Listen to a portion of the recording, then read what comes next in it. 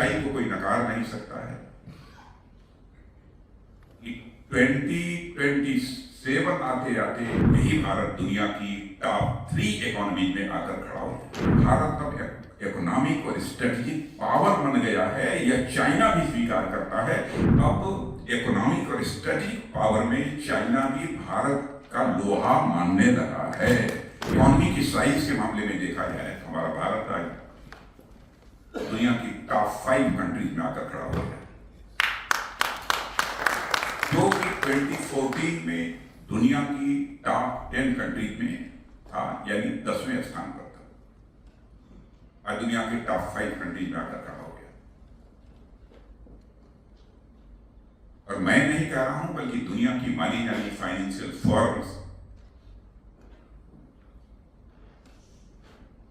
उन्होंने कहा है,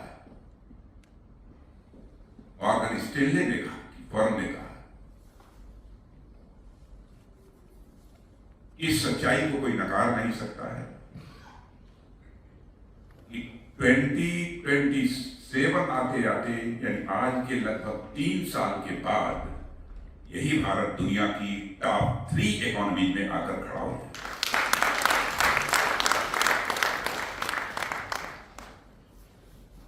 और दुनिया की अन्य सारी जो भी हमारी फाइनेंशियल अथवा इकोनॉमिक फर्म्स हैं, उनके नामों की चर्चा बहुत नहीं करना चाहता हूं, लेकिन अब लोग यह कहते हैं कि 2075 आते आते, 2080 आते आते भारत इकोनॉमी की साइज के मामले में दुनिया में नंबर 1 की कंट्री है।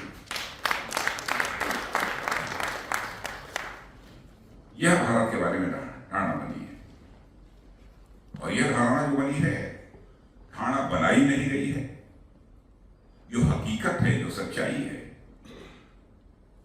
जो कुछ भी भारत में इस समय हो रहा है, भारत जितनी तेजी के साथ आगे बढ़ रहा है, उसके कारण यह धारणा बनी है। ग्लोबल टाइम्स, आप लोगों ने नाम सुना होगा, यह तो एक प्रकार से चाइना का माउथपीस है। सामान्यतः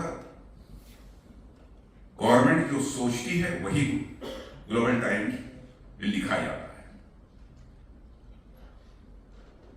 एक वहां के माने जाने राइटर, शायद नाम गलती हो सकती है, जैसे ज़ैंग ज़ोडियांग या कुछ ऐसे ही नाम है उनका, उन्होंने एक आर्टिकल लिखा है कि what I feel about Bharat narrative in India.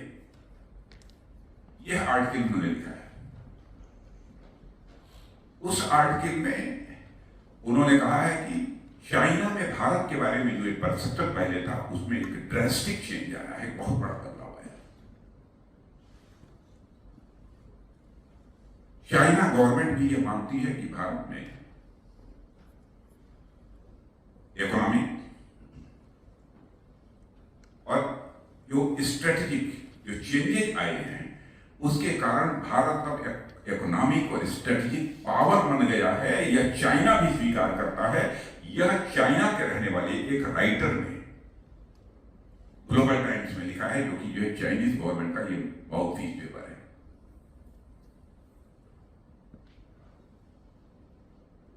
अब दुनिया जानती है सच्चाई को कि चाइना तो के बारे में यह धारणा है।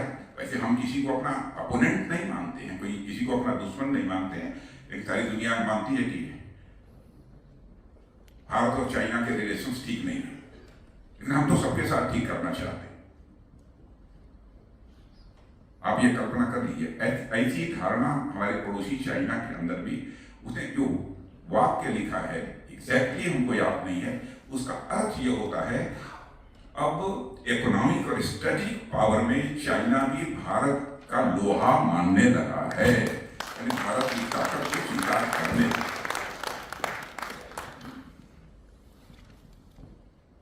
यह भारत के बारे में धारणा बनी है,